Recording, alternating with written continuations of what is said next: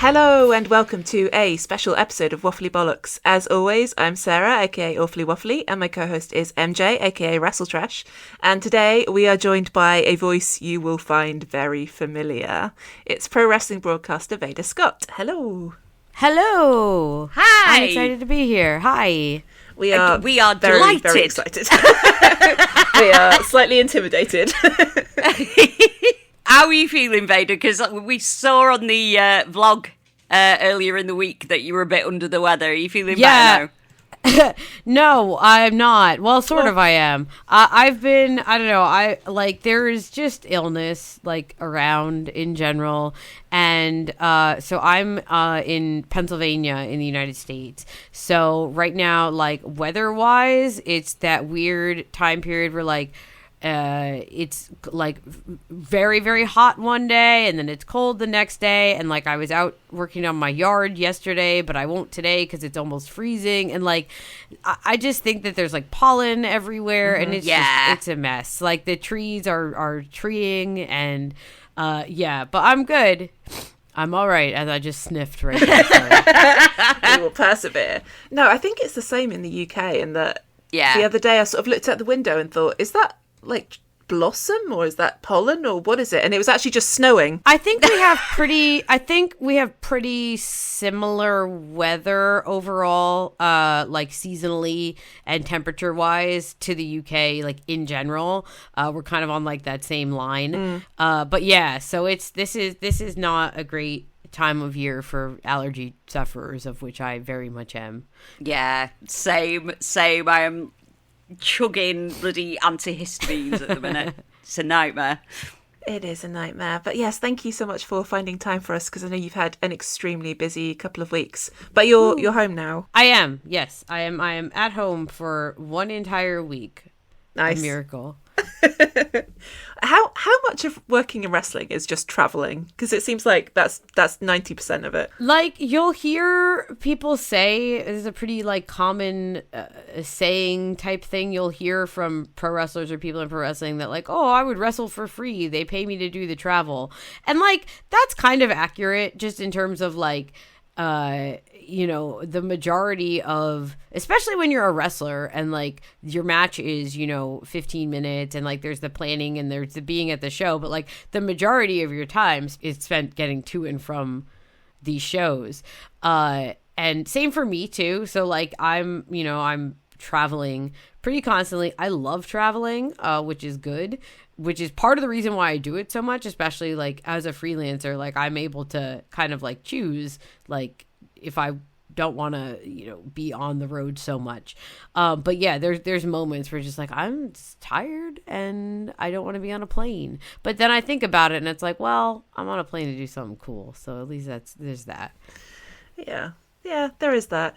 It does also feel a bit like a busman's holiday to ask you to come and be on a podcast when you're actually at home. I was just not going to speak for a week.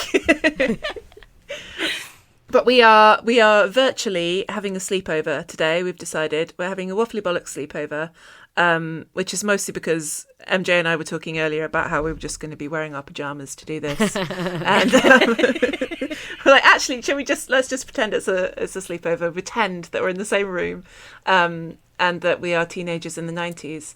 Because I think many moons ago. Aspersions, but I think we're about the same age.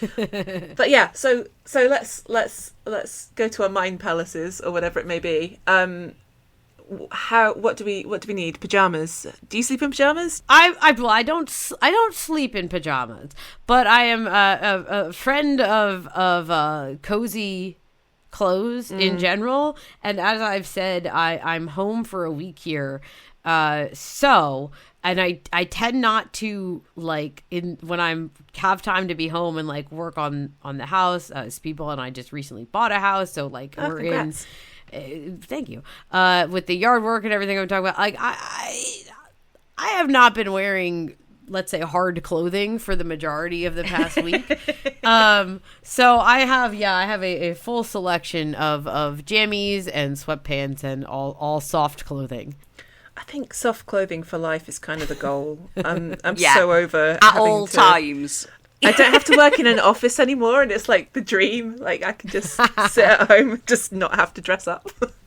Yeah, it was, when I was a kid, it was always like, oh, only like old people wear elasticated waistbands. But now I'm like, no, elasticated waistbands are fucking great. Absolutely. Absolutely. Have we considered that we are now old? We are officially old now, yeah. So what snack preference would everyone have? If we're at a sleepover, what snacks are we bringing? Are we ordering pizza?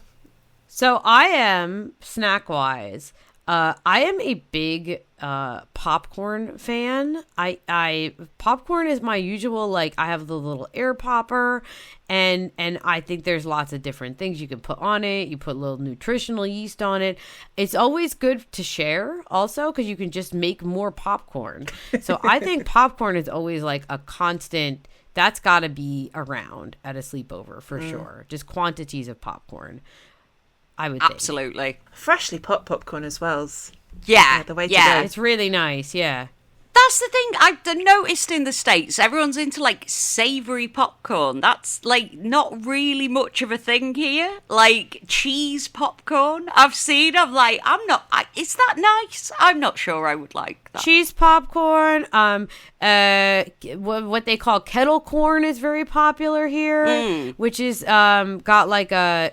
I think traditionally it's like supposed to be made like in a big like cauldron. Like if you go to like a fair or a carnival, they'll be making the like fresh kettle corn, and it's got some sort of like sugar and salt kind of combo on it. That's pretty nice.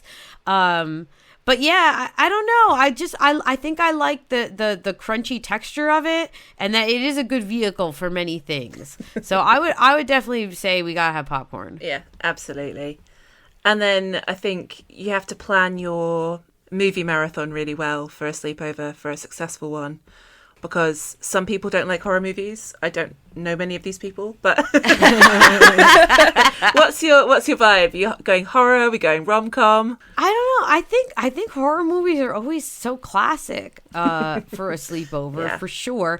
I'm not a huge fan of a lot of like the modern, I guess you'd say, or like current horror. I don't follow a lot of that very closely.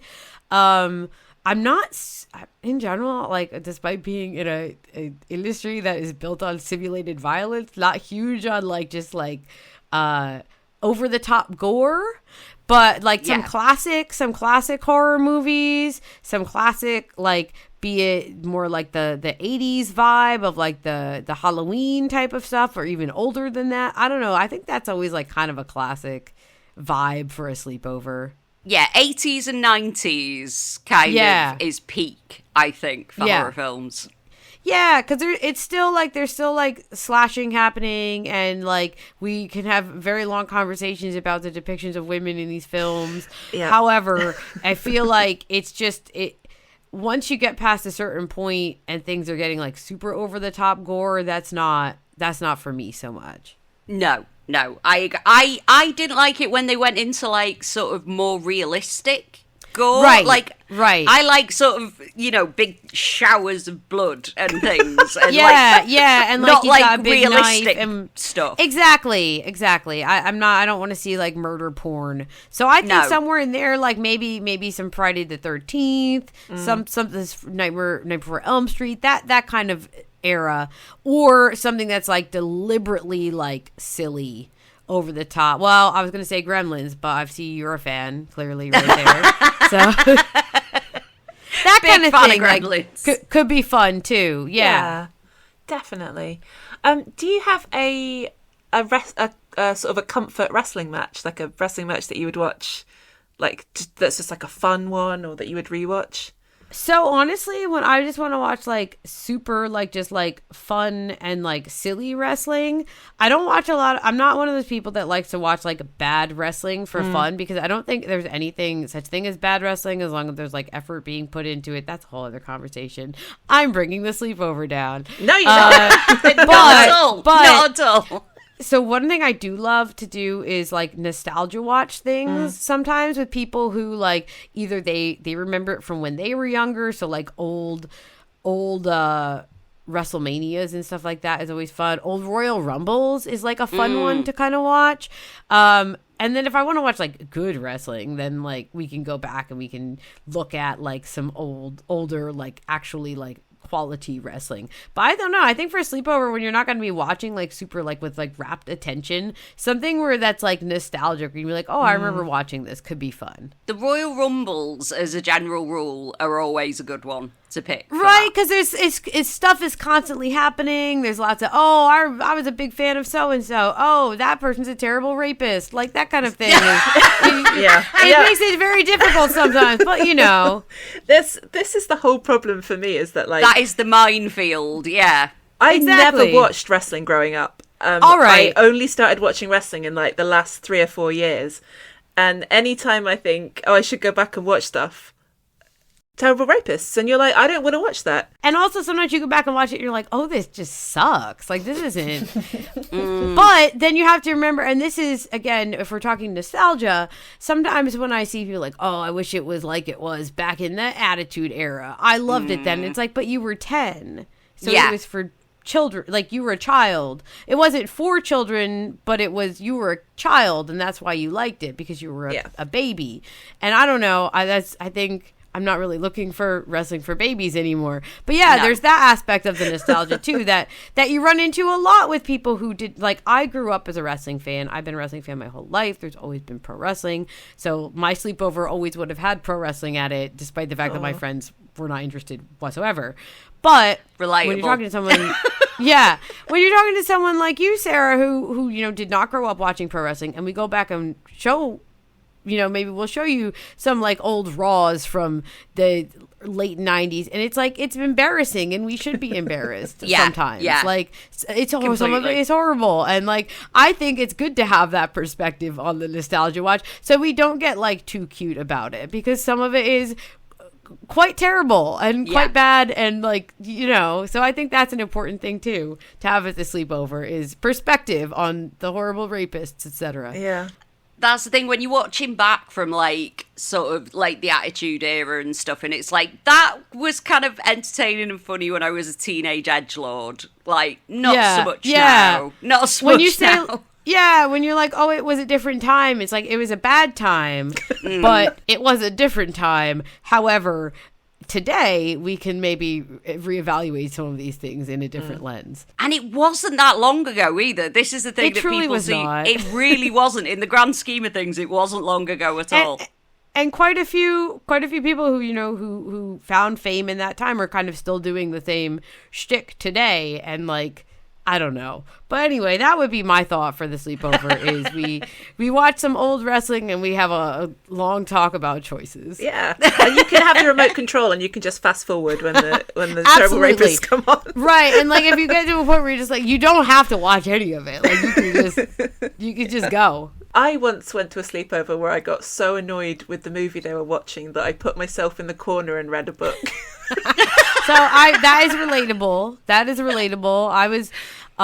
I you know, grew up as a sleepover kid myself. I will say, so my birthday is New Year's Day. Oh, no. So every year, my parents would host a New Year's Eve birthday sleepover.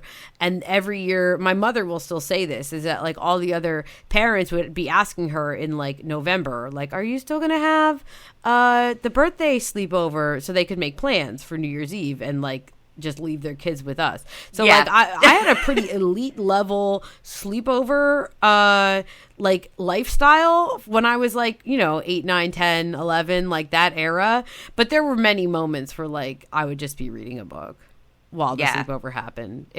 There was a period of time where I think I did not, between me and like some of my friends, like we were constantly just sleeping over at each other's houses all the time. It was very much a time for sleepovers.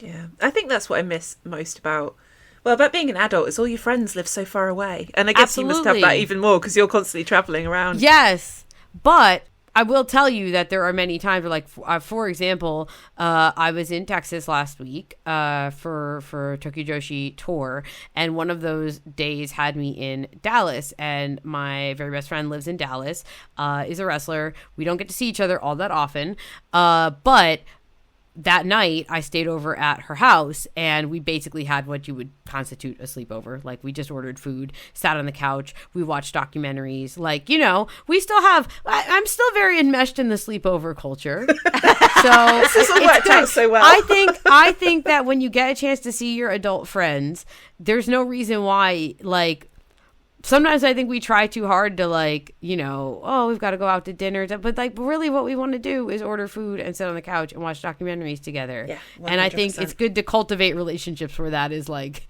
everyone's, like, in agreement, like, we are not going out tonight. Yeah, for real.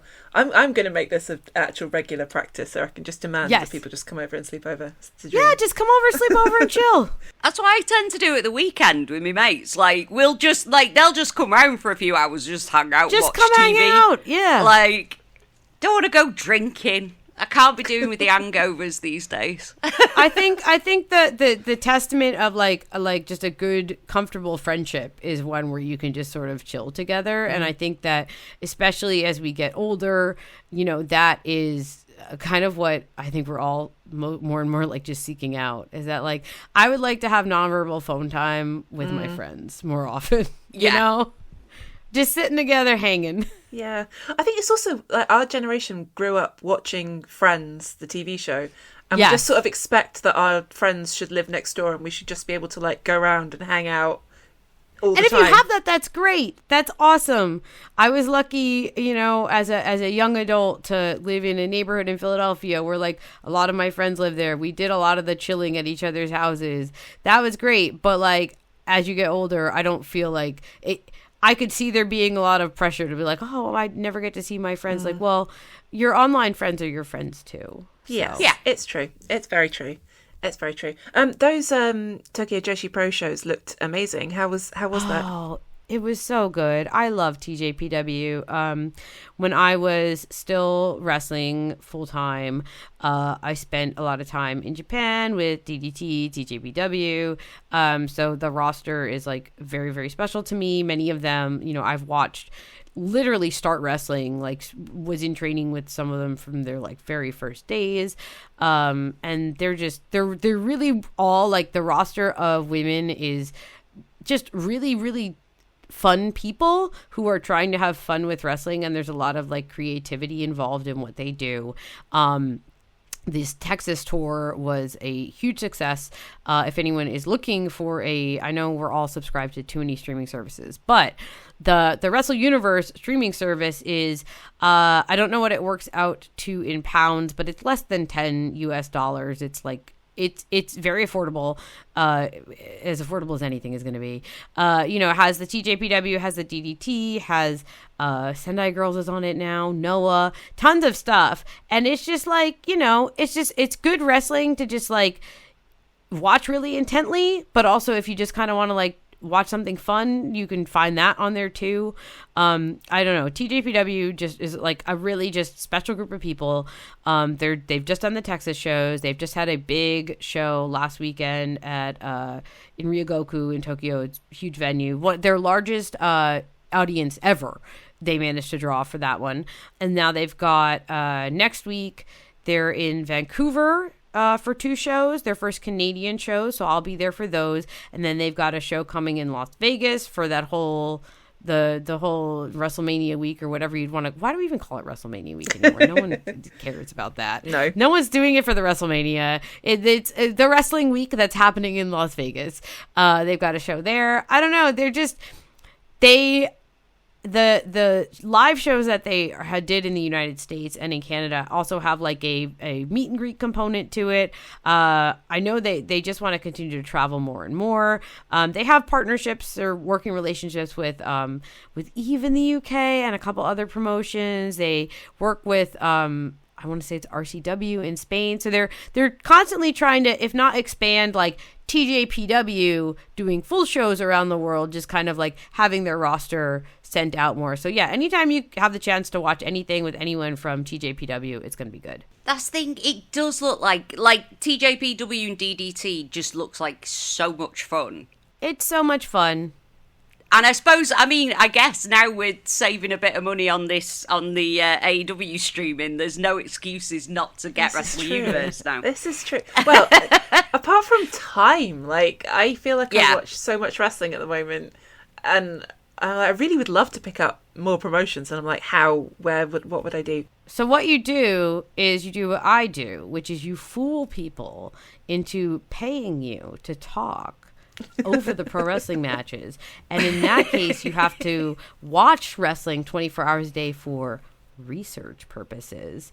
And there you go. And then that way you have a reason to watch the wrestling that you're going to be watching anyway. But I mean, you could just listen. You got the podcast going on. You just spend all your time watching wrestling. What could go wrong? We do keep saying, like, if only Tony Khan had just pop us $1 million, like, it'd be fine. We just watch wrestling all the time. Same. People are saying this. Like, listen, he wouldn't miss it. One day, maybe. So, how did you get into broadcasting? So you were wrestling, and then how did you fool the world into giving you that gig? I've been I started wrestling in 2011, but I love wrestling, and like I said, I've been a wrestling fan my whole life. But the thing that that I really loved doing when I was started, even from when I first started wrestling, was like promos and things like that. And one of my first quote unquote jobs in wrestling was a backstage interviewer for Ring of Honor at the time. This was pre Tony Khan buying the company, so this was like the 2012-ish, doing the backstage interview stuff, and then cutting. I was a person who, like, and this was like before there was more like video platforms for social media, so like I was cut a promo for a match and put it on my YouTube, that kind of stuff. Like, I liked the talking aspect of things. I became a manager also in Ring of Honor, which would mean that I, did a lot of promos, did a lot of talking, and I constantly at shows was like, can I do commentary for this match? Because I'm in a feud with this person or whatever, and like trying to come out like, oh, it would really make a lot of sense for me to do commentary, and oops, can I just do the whole show too? And like, I enjoyed that aspect of it so much, that a lot of it was just me just trying to like weasel my way in as much as possible. Got to do commentary for various organizations, or like I would come along to a show and like maybe I would not have a match, but like, can I maybe just do a little bit of commentary? And then with Shimmer, which was the largest, it was a big women's pro wrestling organization, if people are not familiar, based in Chicago, where twice a year it would be 2 days a week it was a 2-day weekend, eventually became 3, where we would just fly in women from around the world and put on wrestling matches in Berwyn, Illinois for hours and hours and hours and hours and hours. And it was, a really great time. But I also would do when we would do the commentary and post-production, I would come back to Chicago and like do the commentary there. They had Portia Perez, they had Allison Danger, they had Dave Prizak, obviously ran Shimmer and was like the lead commentator. But I was like, I want to do more commentary, Dave. Can I start doing the Shimmer commentary, because I had more, availability. Then we would sometimes do it live at the show, and I would do what became the Veda Scott special of wrestling the opening match and then go call the rest of the show. And I started doing that on more and more shows, and just kind of like just getting as much experience as possible. But maintaining my wrestling career, because like I love wrestling. I love being in a ring, even though I was like clearly I loved the broadcasting aspect of it too. But that's really how is I just kind of like just insisted upon doing more and more. And then I'm trying to think. So my when it became real to me that I could like maybe make this a full-time thing, though, was AEW ran a women's Deadly Draw Tag Team Tournament.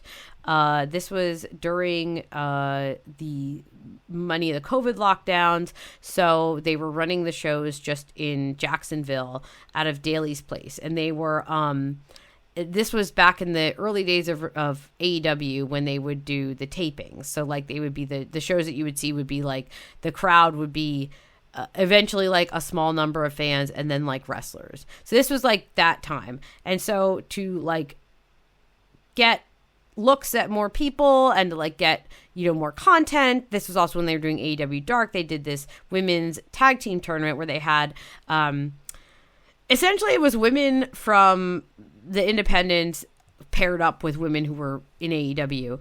And they did like a tag team tournament over the course of a few weeks. And I got contacted to come in and could I do commentary for that? And I was like, yes, absolutely, I can do that. Because it was at a time where I was not wrestling. No one was wrestling. The only wrestling that was happening was within the like AEW had a controlled WWE, like, you know, where there was like quarantine and testing. And it was like it wasn't an environment that independent wrestling could support. So like I wasn't wrestling. I was working at a restaurant and just doing like that. We only did carry out, like, you know, it was a time where I was like, I don't even know what pro wrestling is going to be. Now, obviously there were much larger problems in the world than like, do I have a pro wrestling career? But it was a concern. Yeah.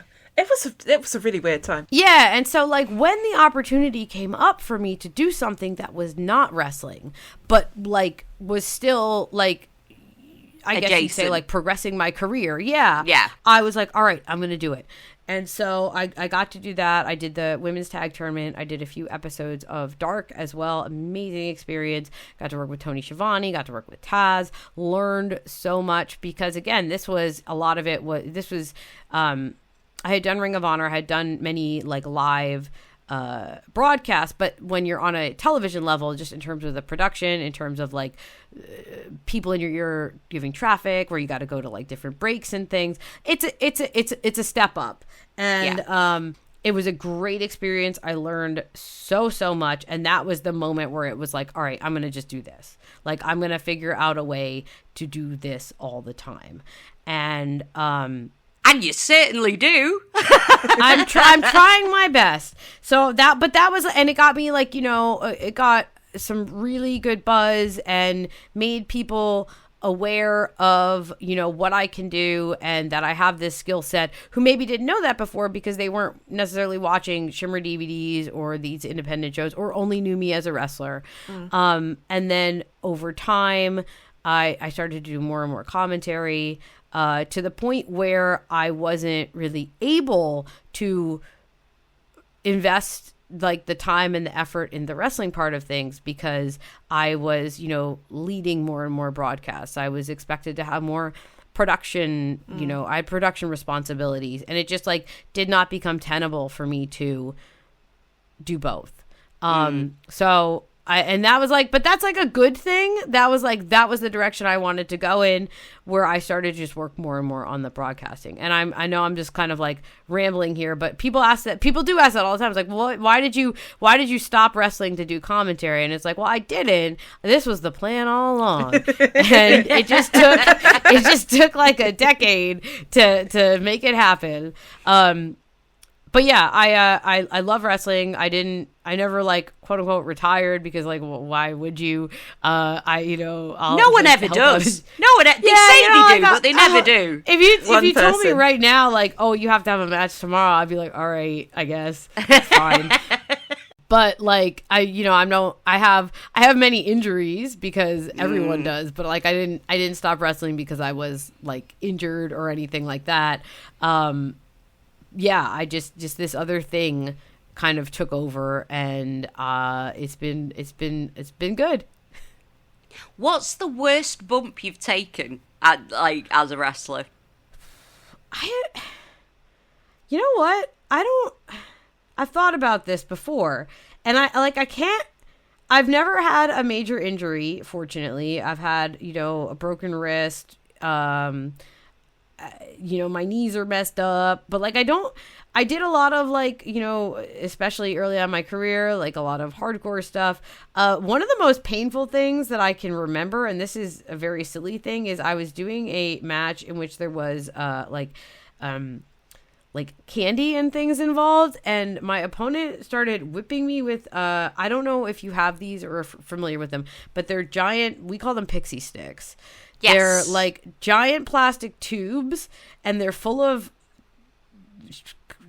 vaguely flavored sugar. Yeah. But anyway, was like whipping me with this plastic tube, and it was the most unpleasantly painful thing that I had ever experienced. And I like, the welts were like immediately coming up on my back, and I grabbed it away from her. I hit her once, and I was like, we're not doing this.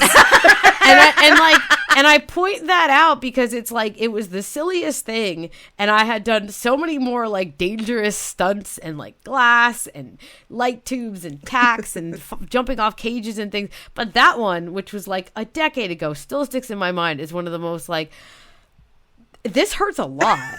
Like, you can throw me through tables and chairs and all sorts of stuff, and like, it's always fine. But this one is memorable. This one hurt a lot. It's always the things you don't expect, isn't it? Yeah, like, I was like, we're not doing this. This is bad. It was very bad.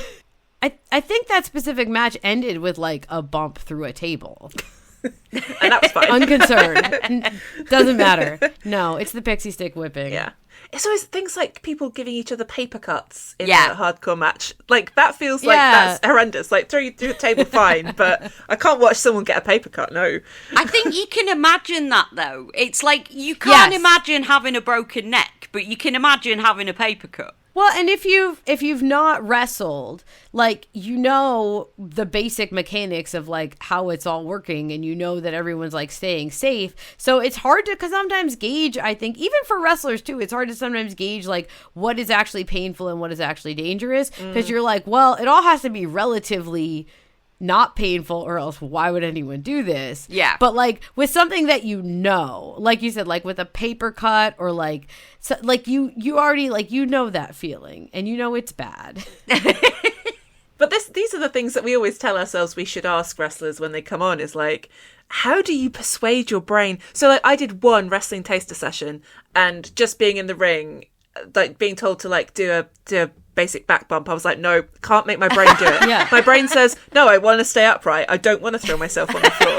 And so I'm like, how do you get past that barrier? So I grew up, like I said, a huge wrestling fan. Was always like fucking around with. Can I say yeah on this? Sorry. Was always like messing around with my friends and things, but I had never like done the wrestling in a wrestling ring until I started training. And even those like first days, and I was not like a particularly athletic person ever. So I didn't like come into wrestling with like a super athletic background or a gymnastics background or anything like that, where I was like, again, used to things like taking a bump or whatever. And so those first few weeks of wrestling training was like trying to convince my brain, like, okay, even something as simple as like hitting the ropes is very painful when you start to do it. Like, you leave with like bruises on your back from hitting the ropes, and like taking a bump, and like doing even like rolls and like little flips and things is like, when you do not have any sort of like background for that, I just had to like, it's a matter of like retraining your brain to like do this thing that it honestly should not be doing. Like, it is trying to protect you. So I think honestly, it's, Sarah, for your brain to be like, I will not slam myself on this mat, and I'm not going to like get, shaken up tonight. Like, that honestly is probably, you might be the winner amongst us. Like, preservation instinct. You shouldn't do this. I was like, I just want you to teach me how to get in and out of the ring, like through the ropes without falling on my face, and then I'm done. Yeah, like none of this is like physically like a good idea. So. It's good to know. It's good to know. I don't think any one person we've spoken to, like out of all the interviews we've done, quite often the knees come up. Like, everyone's got bad knees. Knees. So when I say I wasn't like super athletic, when I was a kid, I played a lot of softball. And I also was a pretty avid skier for a period of my life, and I injured my knee skiing, and that's like never quite been the same. And I like have like, you know, issues with knees in general. But yeah, I think knees come up pretty frequently. That's a big one for people, is like the knee injuries. And it, you know, again, this is not something that I think physically anyone should be doing, but here we are. I know. You start going down that path and then you're like, is it ethical to watch wrestling? Is it okay? I mean, I feel like it's the same. So, like, again, with all, like, you know, athletic and physical endeavors, like, we'll have that conversation. I don't know. I the thing that's always funny to me is I was having this conversation with my husband the other day, because someone was posting on Facebook, of course, about there was a kids wrestling school was advertising like a kids class, and you'll see that come up pretty often. And generally, what that'll be is almost like a little like tumbling class for children. You know, they're not going through tables or anything like that. They're not even for the most part, you know, rarely you will ever see like they're not going to be taking bumps or anything like that. It's mostly just like you know, before the regular wrestling training, like the kids might roll around on the mats a little bit. Yeah. If they're being responsible about it. That's my experience. But anyway, someone was posting about this and was like outraged, and then it's like, but at least here in America, there's a big culture for football, not like soccer, like football. And like kids go into Pee-wee football at age like 5, and, you know, are playing football from the time that they're kids, or even wrestling, like collegiate style wrestling, same thing, is very dangerous. Cheerleading is so dangerous. It's so amazing, but it is so dangerous. And it's just like, I mean, there's just an element of danger to all of that. So yeah. But yeah, life's just dangerous. Just in general, yeah. Life is dangerous. As you just mentioned, you are married to another wrestler. I am. What's it like commentating on their matches? Oh, so I love calling. So my husband, Stephen Mike Bailey, currently works for AEW. And I love calling Mike's matches because I think that Mike is the best in the world. And I've said to you earlier, I don't like watching wrestling that is like bad, or like, I want to say lazy, or like doesn't have effort behind it, because like usually the people that do that are also not like maybe great people.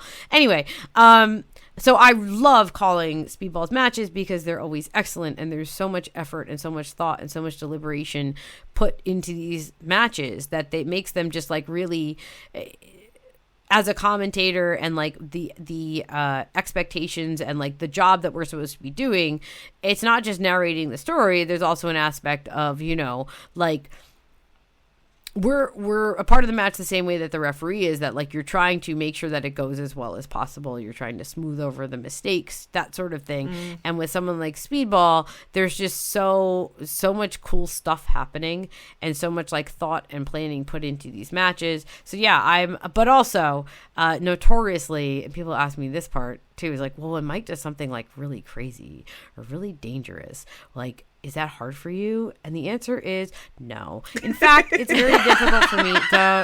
The problem is that I am like too confident maybe in Mike's abilities, because like every time something like dangerous or like really, really risky or cool happens, I'm the number one person who either like gave them the idea or encouraged them to do it, or like I just think it's so cool. I don't have the clip, but there was a match in GCW years ago, a scramble match, where Mike, there's a sequence where like a bunch of things are happening at once, and I'm on commentary for this, and Mike goes to do their like triangle moonsault, like a jump from the inside of the turnbuckle to the outside, and does this in every single match. I've never seen them like mess it up or miss it. There was a lot of activity happening. I don't even remember. I'm starting to laugh right now just thinking about it. Anyway, Mike jumps on the inside of the turnbuckle and slips. And like someone moves the rope, something happens, and they just kind of like back bump on the top rope and then fall out to the outside. And the room is like, the match keeps going, obviously. The room falls a little bit silent because they're like, oh my God, are they dead? And the commentary is also silent because I had to take my headset off because I have my head on the desk cackling. It's so fucking funny. And like, so people ask me all the time, like, when you know, something bad happens, no, I call death matches. Like, I might be a little too removed from some of the like danger that's happening. But that comes up a lot. Like, how do you call Mike's matches? Like, how does that, do you get too nervous? You get nervous even like watching, because Mike does some like very spectacular things. Like, do you get nervous? And it's like, no, I just get excited because like they're doing exactly what they love and they're the best at it. So I don't know. Maybe that's a little messed up, but it's there. I think it's more that you know that they know what they're doing and they can do these things. Right. There's a lot of trust there, yeah. Whereas, like, from a like layperson's perspective, where I'm thinking, like, if I was watching my partner do that, I know that he's clumsy and he would just like fall and kill himself. So, you know, I'm imagining myself in that situation. And you know, I feel that way about, you know, all of my friends too who also wrestle. Is that like there's an extreme amount of trust that they know what they're doing, and also I think, and there was a very long discussion on social media the other day about that, you know, dangerous spots in pro wrestling and like risk in pro wrestling and taking risks. And I don't know, for me, there was this, I believe, discussion came up. There was a clip of a wrestler being power bombed off a balcony onto a extremely large pile of people. And like from like an outside perspective, like, yes, there's always danger, but it was a cool fucking spot and it looked great and everyone was fine. But like the internet went absolutely nuts. This happens every other day. There was the Io Sky, on a dive. Io is like the number one professional. She wrestles like a maniac. Like, she does this all the time. But there's danger in everything. Yeah. My number one thing is agency. And like, for example, when this powerbomb clip came up, it was a woman who was being powerbombed, and there was a lot of discussion on the internet like, oh, you shouldn't have to feel like you have to do that to get attention. It's like, well, maybe she wanted to because it was fucking cool. Yeah. And exactly. Like, I feel like there's a little bit of like infantilizing sometimes that goes into this, especially when there's, you know, non-male performers involved. But overall, I think my main thing is you can do whatever you want. Just be, you know, responsible about it with yourself. And by that, I mean, you know, understand the risks and make that assessment. But in the end, like, the agency of the pro wrestlers is what is the most important to me. And like knowing that no one was, you know, pressured into this spot or whatever. And that is so rarely the case, particularly on like a higher level. Usually it's just the person wanted to do something that was fucking cool, and maybe it didn't work out,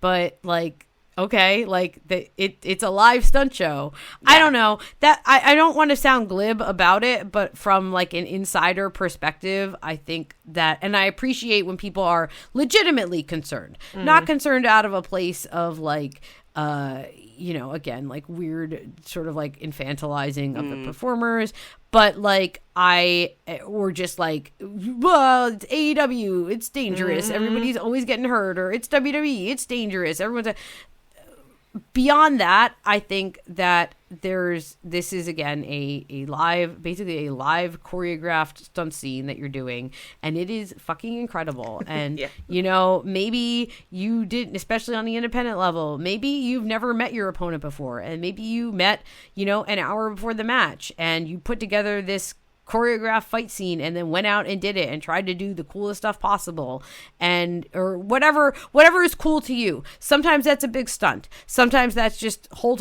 wrestling. It's the thing that's always important for me in life in general, I think, is agency, and that the choices are being made like fully informed and with consent. And I think that applies to pro wrestling too. Yeah, absolutely. Yeah. Speaking of things that are dangerous, I want to see if you will tell us anything about the wrestling in a cave that happened in, I think, 2019. Because I'm so fascinated with this, because it's basically, one, it's just up the road from me, but two, like, it was slightly before my time, so I kind of have this like, I probably would have gone if it had been a couple of years later, but this cave thing seems like it's passed into like BritWres legend. Well, now. I'm not sorry you missed it. But okay, so I don't know if the show is still available online. It is. I don't know if it's legitimately online. It is around. I've seen it floating around. And I think that a bunch of us, like, when it came up, we like all like downloaded it to make sure we had it. So as a little bit of background for listeners, this was in, I don't know, was it like 2019, so 2018, something like that. So this was pre-COVID pandemic when, for better or worse, BritWres was booming. And that meant that there was like a lot of promotions and a lot of ideas and a lot of wrestlers. And I'm going to say this. So this was at the time when Speeble and I were spending the majority of our time living in England. Either Mike was going back and forth to Japan. This was when Mike could not come to the United States. So, it happened to fall at the time where the British wrestling scene was like super exploding. So this was an ideal time to, for us to sort of temporarily half relocate there. So we were, living in spare rooms and things. And we would fill our weeks with training and wrestling. And that meant that we were going to do whatever show wanted us to be there. So this was a wrestling promotion. I believe it was called Breed. Yep. At the time. I don't know if it ever was anything else. This was also a period of time where like a promotion would like have one name and then like, oops, we can't pay anyone. Goodbye. And then like come back a month later with a new name, like, oh, we didn't pay anyone this time, goodbye. And like this happened a lot. Like if anyone's listening and you were a fan or part of the industry in this time period, you know what I'm talking about. It was the best of times and the worst of times, truly. Anyway, so this wrestling promotion decided to rent out it was wrestling in a cave. And Sarah, you will know because you said you live nearby to it. The cave is called the Devil's Arse, yes. I believe.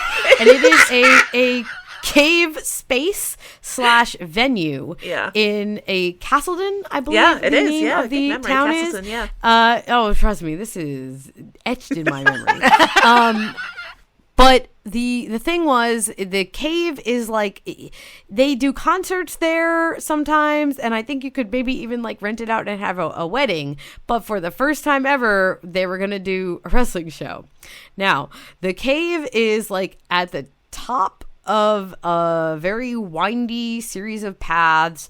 It is not easy to get to. No. It's like not, you don't have to like hike, but it is not. So one of the problems is it is not super accessible. Yeah. And that is a consideration that I don't think that this promotion, which was, again, seemed to be very kind people, very nice people, very enthusiastic people, but perhaps were like a little bit in over their heads on this one. So there were some accessibility issues for the fans, which is, that's not great. We don't love that. No. But also some accessibility issues for, like, say, the ring and the wrestlers and that kind of stuff. So anyway, they get the ring in there. It must have been a local ring rental. They build the ring.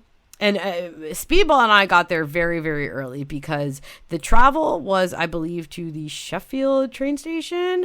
But then, like, a car had to come and pick you up and drive you, like, another 30 minutes. That was the nearest train station to go to, again, this completely inaccessible cave venue. So we get to the town. We get to the venue. Then we have to, like, get out of the car and then walk up to this cave. And we get in there, and they're putting the ring up. And the floor is rocks, like small rocks, pebbles, if you will.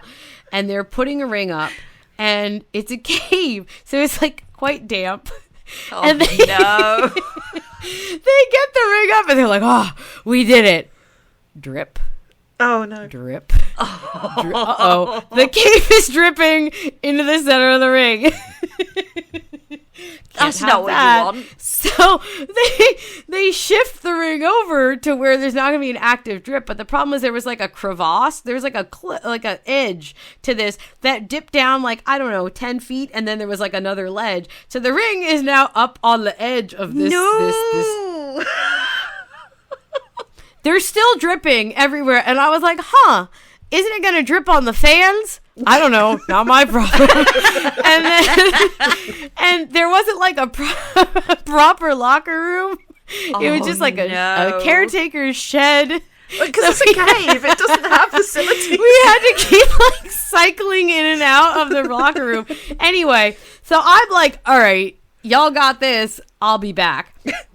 I leave to go walk around this it's a cute little town. It's a little town. It's up against, there's like a creek running through it. It was lovely. I had an ice cream cone. I think Emil was supposed to do a seminar, Speedball Mike Bailey. Who's Emil? I don't know. I think Mike was supposed to do a seminar beforehand, but it like had been barely advertised. And also I think a lot of the people that wanted to go to the seminar like were unable to like get there because again, it's England. Nobody drives. Everybody uses public transport, so it was like a ordeal to even get to this place. Anyway, so I leave Emil to do, or Speedball to do this seminar, which I think just ended up being him and like Henry Faust kicking around for a while. Bless. I get an ice cream cone. I come back and. When I say nobody drives, I don't mean nobody. I mean some people drive, especially at this time. And there were like known drivers. So if you were someone who drove, you were oftentimes responsible for like carloads of people. Oh, God. So I'm walking back up and I see a tiny little car coming up what is clearly a footpath to the venue. And Chuck Mambo is driving his little car with like 4 people in it up this footpath, and then he rolls the window down. He goes, "Veda, do you know how we get to the cave?" And I'm like, "Not this one. This is not a road." I'm just envisioning that now. I know. Chuck Mambo in a tiny little car. You were supposed to park at the parking lot and walk up, but Mambo had taken his car and so we all come out and we're like, "You gotta turn around. You're not gonna make it," because it just gets smaller and smaller. So he's like, "Okay," and like starts backing up down this footpath. Anyway, they're all on the show, so they made it. They get out, and that was again at the point where we should have been like, no, on the cave, but we persevere, and so because the ring is against this cliff, no one wants to hit the ropes. In particular, no one wants to hit the ropes on this one side because nobody wants to just plunge into the abyss. No. So, as an aside, the Chuck Mambo and Speedball have a match on this show. That is their match. So they plan a match around the fact that nobody wants to hit the ropes, and they start to wrestle. And then I don't remember exactly how it went down, but there's this moment where they stop and they're like trying to almost like whip each other into the ropes. They're doing spots. We're like, whoa, it's dangerous. So what the match that they had planned was like, they stop the match. They go, we're afraid that none of the photographers are going to be able to get good shots. Like, they're saying this to the crowd. This was part of the match. Like, so what we're going to do is we're going to just give you some good freeze frame shots. Everybody get out your cameras. We don't want anyone to get hurt. So they did like spots where they were like trying to throw each other over the side, and then they'd pause. And they did like spots on the top rope over the side, pause, everybody take pictures. And then they would like move from spot to spot as like a little skit.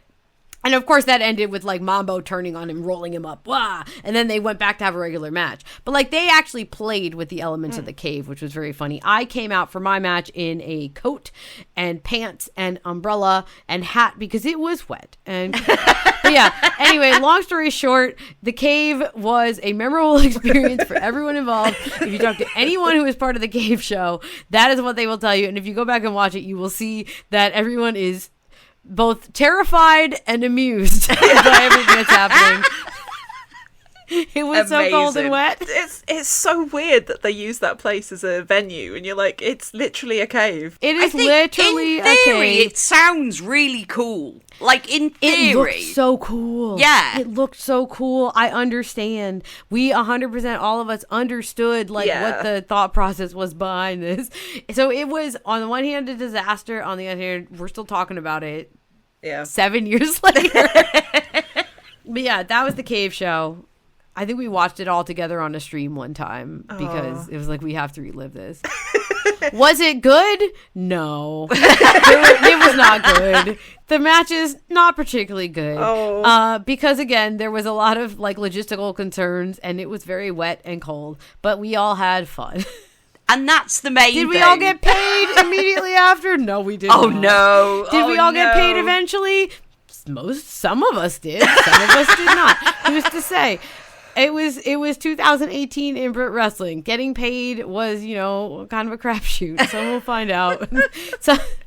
But yeah, it was a memorable. And the point that I was making about it being, as I ramble more and more with this story, is it was a time where obviously, the way that the Brit Wrestling boom ended was, and a lot of people were called into accountability, and that is something that very much needed to happen. But I don't want to overshadow the fact that there were a lot of really good people, really hardworking people, and that a lot of us just really just had a fucking blast for a few years. And I think it's obviously it was a traumatic thing, and it was a showing of immense bravery by people to start the whole speaking out movement, a lot of which came from British wrestling. But I think that time period sometimes gets, I don't want to say overshadowed by, because that is minimizing speaking out, and that is not at all what I'm trying to do. I think that it can be very difficult sometimes to go back and watch footage from that time, because oops, you'll run into someone who it turns out was a piece of shit. Yeah. And that's hard. But I also don't want it to minimize the efforts and the work that was done by some really, really good, really hardworking people who, were just trying their best to make the scene as safe as possible. And obviously that was not always successful. And that really sucks. And that was a traumatic experience for many of us.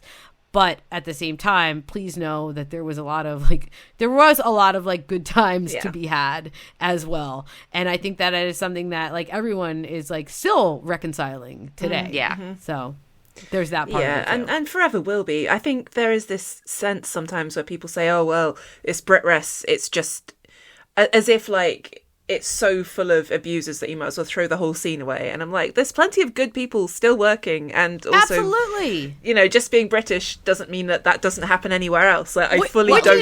Yeah. Well, and I think that, again, this is something that Spiebel and I have conversations about all the time, is it's kayfabe, blah, blah, blah. It's no, when we have these conversations about pro wrestling, I think that it's not even pulling back the curtain. The curtain does not need to be there. The curtain needs to come down. Yeah. The idea of, this being some sort of mystical, magical world, and only the chosen few are allowed to get behind the curtain. Not just in pro wrestling, in all entertainment, in anything, in an office environment, as soon as you put up these barriers and this secrecy and this make it some sort of exclusive club, that is where people who want to take advantage of other people are given a space to do it. And I think that it is very important for us in general to not allow that to happen through not creating again, elements of you're a very special chosen person. I'm going to give you this information. And then that just that creates power dynamics that are never going to be productive. That creates, just again, this air of secrecy. Anything that's done in secret, just opens the door for someone who wants to take advantage of that secrecy to do it. And I think that that's a really important conversation. And a lot of people will disagree with me on that. Not you two, obviously. But there's plenty of people in the wrestling business who we got to bring kayfabe back and blah, blah, blah. And it's no, that just creates, that's just a breeding ground for people who want to be coercive and abusive. And I think that that's something that we have worked really hard to try to, even some small way, chip away at. Yeah. And I think that is something else in terms of when you said about Brit Wrestling, just throw the whole thing away. It's no, don't do that. However, there clearly was an environment set up that pro wrestling does not create abusers. Nothing creates abusers. That is not a fair thing to say. However, if there are mechanisms in place that allow these power dynamics to exist and to thrive, and to allow people who want to take advantage of others to have a screen to do it behind, that is something that needs to change. And I think that is something that when you say, you can't say that, oh, BritWres, it was bad. No, but there were power dynamics being kept in place. And I think that dismantling them is by far the most important step. So that's something that I think is very important to continue to have as a conversation. As soon as we stop having the conversations, that's when bad things happen. I think a lot of modern wrestling as well is kind of, it still has kayfabe, but it's in a very kind of meta, tongue-in-cheek kind of way. So it's like, I prefer that myself. I prefer that to, like where...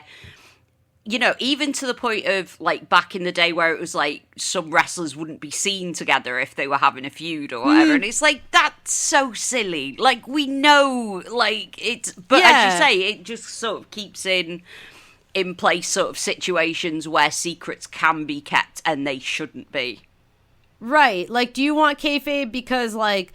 the same way that, like, when I watch a play, like, I'm just watching the actors do the acting, or do you want kayfabe because you want to make sure that you can restrict who has access to power in this industry? And I think that is, like, such a hugely... And the idea of, when you see all the time, like, you gotta pay your dues and do your... And, like, there's aspects of that in, in all...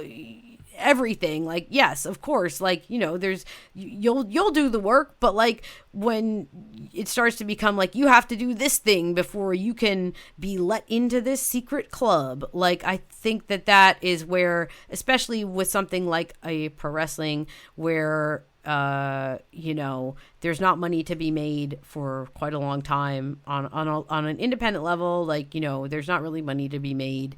However, oftentimes your people who are getting into wrestling, like, they just want to do it. Like, they just want to wrestle. Like, they just want to do it. And there are people that obviously will take advantage of the fact that, like, the same thing with, all of entertainment is like this. Music is so like this. And I think that the more that we are hold people to account, and also just do not allow these, like, power dynamics to exist in a way that they become coercive, I think is important. Absolutely. Again, I could talk about Couldn't this for agree more. a million years, but no, I love it. It's really good that people are having this conversation everywhere, because I feel like I often get into conversations about, why aren't women wrestlers given as much screen time as the men, and why are we still in the situation where I'm going to an indie show where there might be... Why am I going to an indie show on International Women's Day and there's not a single women's match on the card? Right. Like, why are we still in this world? But I guess a lot of that is tied up with, we live in a patriarchy, and also, how can I encourage young women to get into wrestling if I'm like, but I don't know if you'll be safe, Right, exactly that. And it's hard. That is part of the reason why I think it is so important that people who are in, so-called positions of power continue to express the fact that, like, none of this is acceptable. Like, this is not, when I started in wrestling, again, not to just say this, and again, there's nothing unique about pro wrestling. That is something that you say, oh, pro wrestling it's a unique business and you got to be a special kind of person. It's like, no, you don't. You don't have to, it's not unique to anything. This is all just people, and there's shit people everywhere. And the one thing that is unique about pro wrestling, as we have discussed, is that it is an industry built on secrecy, and perhaps that's the part of it that we need to dismantle. However, like, when I started wrestling, I was, like I said, it was like 2011, which was like not a great time for women's wrestling in North America or England, like or Europe. Japan was in a little bit of a low spot in terms of, like, the pro wrestling, like it was, a different time. The thing was that when I started wrestling, there was, a generation of women who came before me, who we all continued to work together, but they were from a time period where they had to literally like fight their way to get opportunities. Yeah. And we're constantly just like pitted against each other. Like there can only be one. And like, it was, just such a destructive and just anti-feminist environment.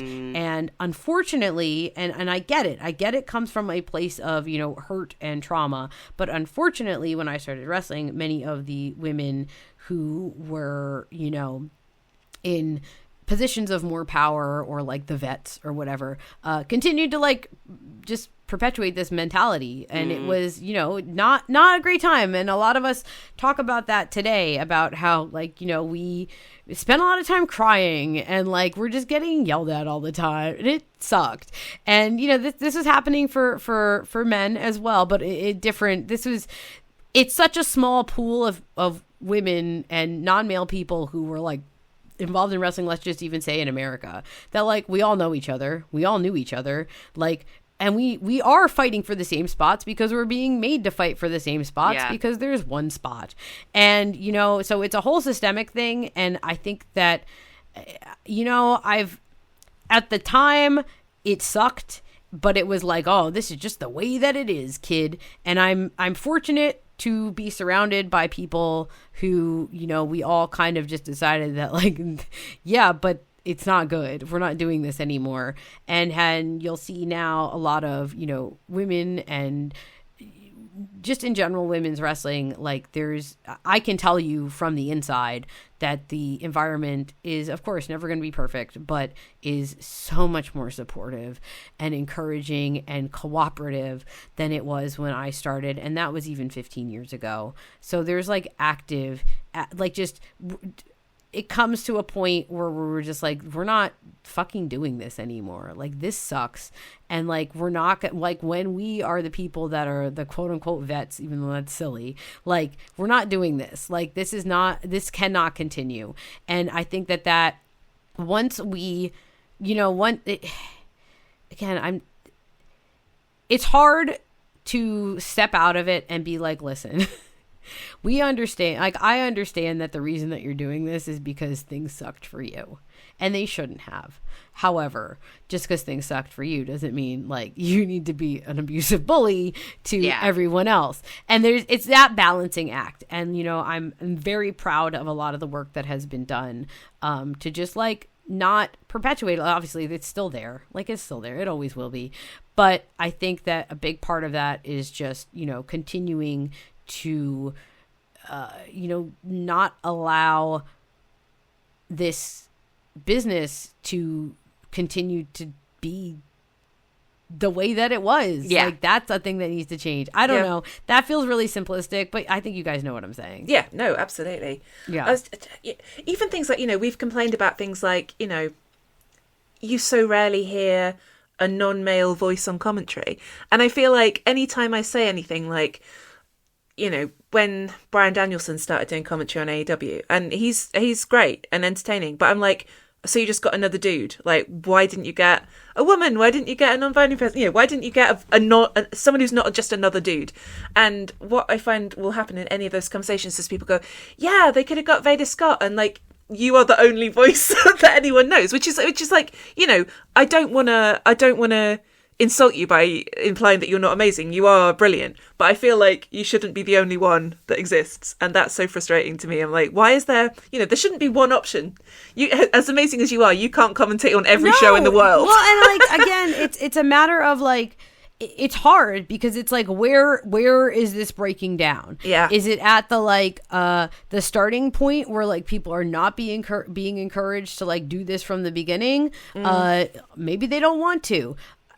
I think that's true a lot of the times, but also I think it's also not true.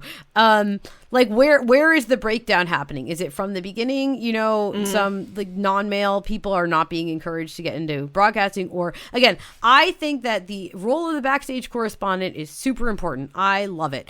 I think that it's great. I love holding the microphone and interviewing people. However, when you walk into a room as a visibly, non-male presenting person, that is the expectation.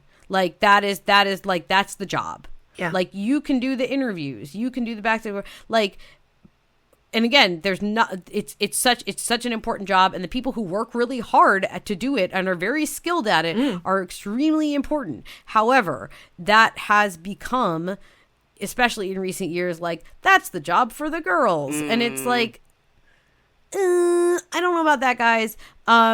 So there's that. It's hard. It's like, are people who are interested in maybe doing broadcast commentary being kind of pushed or gently encouraged into other roles that they may or may not want? And it's important to be able to do those roles. If you hand me a microphone right now, I'll be a great backstage correspondent. It's how I started in wrestling. I like doing it. However, I think that when I'll speak to someone at like a fairly high level about, work or something like that, and be like, oh, as a ring announcer or like an interviewer, it's like, no, I do commentary. It's like, oh, like for the women's matches. Oh God. Like, well, but yes, but like for like all the matches, I don't know.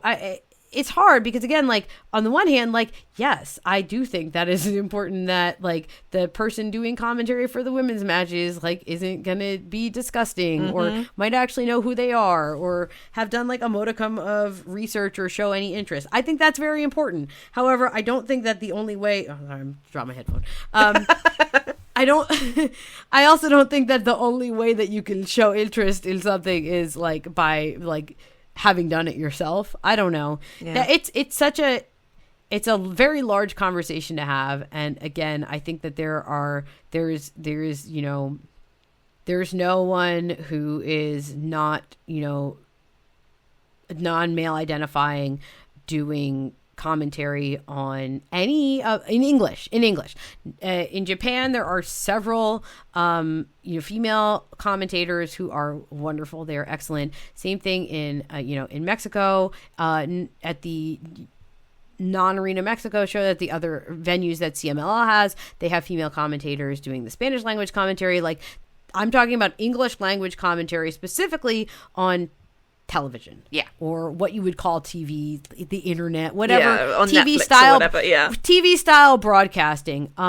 It's all men right now, and clearly, like there is an expectation, and I get told this all the time.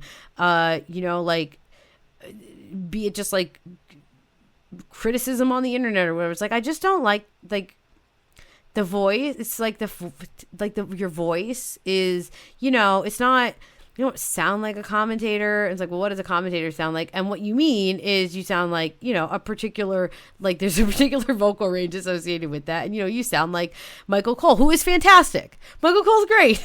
However, and I think that there is, there's certainly a lot of sexism in broadcasting, and it also happens to be the the aspect of professional wrestling that you can do for a very, very, very long time. You can be 70 years old and still call wrestling matches and still be awesome at it, but that means that in an industry where there are already a limited number of spots, many of those spots are going to be held for a long time, and that it's is like something to just contend with. Tenured commentators. Yeah. And a lot of times, and this is something that I, deal with pretty constantly, a lot of times when a broadcaster needs to find, someone to recommend for a job or whatever, they're gonna recommend their mentee, and their mentee tends to be just like them, but just a little bit smaller, and like in terms of like them, and just like a nesting dolls of broadcasters. And that happens in wrestling too, but it is networking is important. However, the network is sometimes feels extremely like unable to be permeated in like any way. I don't know. It's a big conversation. It's like it's a constant thing for me every single day. You don't look or sound like a TV wrestling commentator, which like I don't. Good. That's like kind of my point. But it is something that gets told to me all the time, and has been, to the highest level has been a factor in my career. And it gets to be the point where like, well, someone's going to have to do it someday. So like, why not have it be me? And that's kind of the position I'm in right now. Like, again, like I said, when you talk about like other people who are non-male identifying doing this at, a frequent level or a high level. Why is there not so many? I think there's so many different explanations behind that. Like I said, some of it I'm sure is at the very base level of just like not being encouraged to do this, not having the interest to do this, but also like, why would you? Because there's no one succeeding at it on TV. So why would you want to do this? Yeah. And you know what I mean? Like there's that. It's kind of like a chicken and egg situation. Like why would you want to start a pro wrestling broadcasting career as someone who does not see any of that representation at the level that we're supposed to be trying to get to? And I think the same, like when you start to be a pro wrestler, like you want to, let's say you want to be on WrestleMania or whatever, like at least you can perhaps see that is possible because like someone's done it or someone is doing it. And I think for broadcasters too, like you can have as a wrestler, like such a great and fulfilling career on just an independent level or just on a freelancer level. For a broadcaster though, it gets a little bit trickier because there is a ceiling to like how much success, quote unquote, you can have and like how sustainable your career can be, because like the point of being a broadcaster is to work for broadcasts and the biggest broadcasts are with, you know, certain companies on a certain level. So it just is sort of like this like perpetual cycle of just like, why can't I make this happen? It's like, well, I don't know. No one has, so maybe no one can. And then I'll be like, no, I'm gonna do it. And then I'm like, well, but maybe no one can. And it's rough. It's rough out there. Yeah. But someone's gonna have to at some point. Like it cannot go on forever. So someone will. I'm gonna try to make it be me. But we'll see. I think so. I think we should try and make it be you. I hope you do. I mean, because we were watching the tournament, the tag tournament on AEW during the pandemic, and like, we were like, I hope Veda's sticking around, kind of thing. And then I had a great time, and you know, it was all positive feedback. But again, it was one of those things that you will run into all the time in any, you know, creative field where it's like there's not really like a spot for you right now. Yeah. And, you know, there's a limited number of shows and there's a limited number of hours to broadcast. And, like, there's just not a space for you. But, like, oh, we think you're great. And I continue to have a positive relationship with AEW. You know, I'm there all the time now. I work with New Japan. I work with CMLL. I work with their partners. It's just it was a great experience. It really, really springboarded me super far.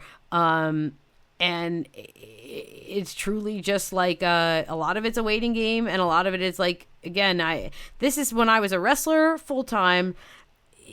You could make yourself a spot very easily. Yeah. Like you could just, you just show up at the show and they're like, oh, I guess we can add someone to this match, or like, oh, great, Veda, you're here. You can wrestle so-and-so. It's a little bit different with broadcasting, and that is just, it's the mechanics of it, but there's also like it's hard to balance, that you want to have the conversation of like, it's not you, it's just the way that things are, and like also trying to change the way that things are, but also understanding that there are legitimate logistical like factors in things. I don't know. This is like just a look inside my brain every day. We're like, well, you guys are in creative fields too. Like you understand that like it's every day is like, oh my God, am I the worst? Yeah. And then you're like, well, maybe I'm not so bad. And it's like, well, was everybody else the worst? And it's like, no, it must be me. And then it's like, it's just constant, but we're figuring it out. I've been, very, very, very fortunate to start to carve out, this freelancing career for myself. And I have had, it takes a lot of convincing sometimes, but I've been able to have people who have, the power to, grant these opportunities, take a chance on me. And that's a lot of what it is like getting to the point where like, it's not taking a chance anymore. Like you've established yourself. Yeah. And I think that's the point that I'm trying to get to, but Yeah. I mean, you should be there. It's not taking a chance. I think you should just lock Excalibur in his room and just sit down. Just sit down. Excalibur. Just sit down. It's my chair now. No.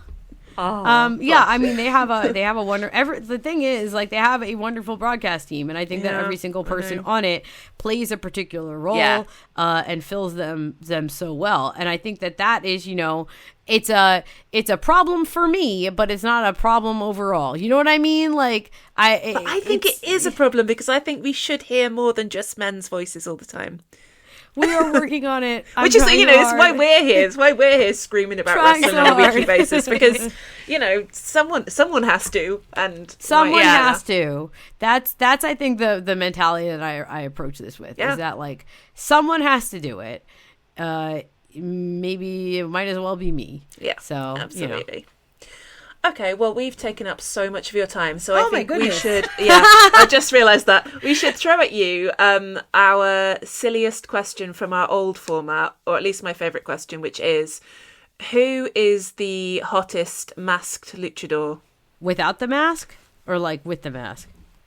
Oh, goodness. Let me think. So, I think right now... If you watch CMLL, she's also done quite a bit. She did a tour recently of Stardom, but if you're into the muscle mommies, Olympia right now is extremely fit. Yeah. And then also, like, again, from I work with CMLL, so I see them. Soberano is very, very popular. There tends to be screams of delight when he comes out. I don't know. I think you hear all the time. I will say this: you hear all the time, like, you'll hear people say, like, oh, so and so is, like, very has a very attractive face. I can't believe they wear a mask, which is, like, not what Lucha Libre is about. Like, you don't wear a mask because you're ugly. But it is funny that sometimes people who do wear masks their entire career, like, are extremely facially attractive, and, like, you would be surprised. Well, we will let you go, but first, where can people find you? What do you want to plug? Oh, goodness. So on Twitter, it's Veda Time, and I put most of my stuff through there still, for better or worse. It still is the biggest platform. And then I have an Instagram, V for Veda. I am on Blue Sky also. I think it's just Veda.Scott at Blue Sky. I don't know. We'll double check. I have a YouTube channel. My YouTube channel, I'm trying really, really hard to grow that. I have vlogs and things on there. I have a new one going up very soon. That is youtube.com/Veda Scott 1. I don't know. Search for Veda Scott on YouTube and you'll find my old matches of questionable quality as well as my vlogs. But that's the main stuff for me. Is I my YouTube and just social media. Good stuff. So thank you so much for coming. This has been such a delight. You are a wonderful human being. Yeah, we're just yapping. And, thank you for helping me procrastinate on my own work. I don't want to do. That's it from us. We'll be back very soon. In the meantime, we're on Blue Sky. You know where we are. We're Waffly Bollox on everything. Come back next week. Bye. Bye. Love you. Bye.